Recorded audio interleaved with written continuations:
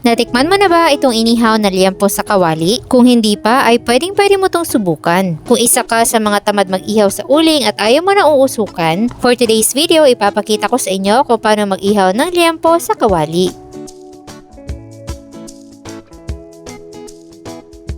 Gagamit tayo dito ng 1 kilong liempo. Hiwain lang muna natin sa gitna para magkasya sa kawali. Tapos, i-marinate natin to sa 1/4 cup ng toyo, 4 hanggang 5 piraso ng kalamansi, bawang, maraming paminta, at isang maliit na bote ng Sprite.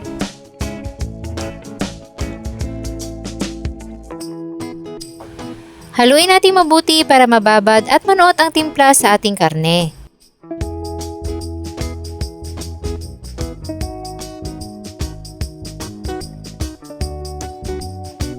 At i-marinate natin to ng hindi bababa sa 1 oras. Pagkatapos ng 1 oras, ihiwalay natin ang karne sa marinade at tanggalin natin yung mga bawang.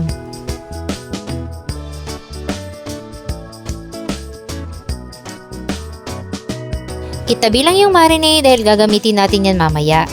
Tapos, sa isang mainit na kawali ay ibabrown muna natin yung liempo.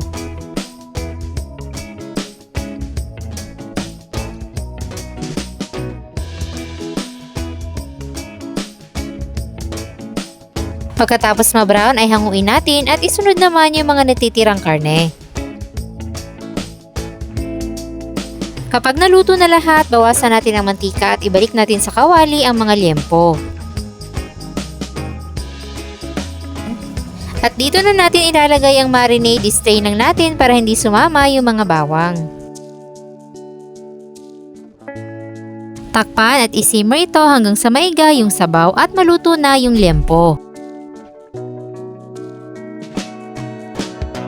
Bali-balik ta rin din ito paminsan-minsan para magpantay yung luto.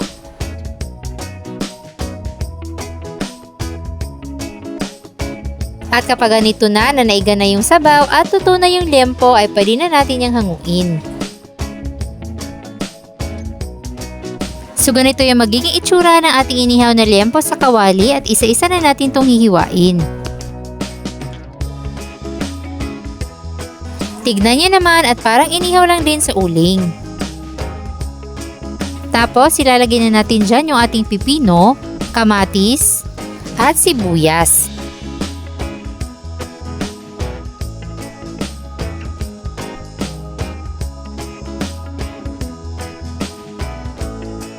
At syempre wag natin kakalimutan ng sili dahil napakasarap nito kung maanghang.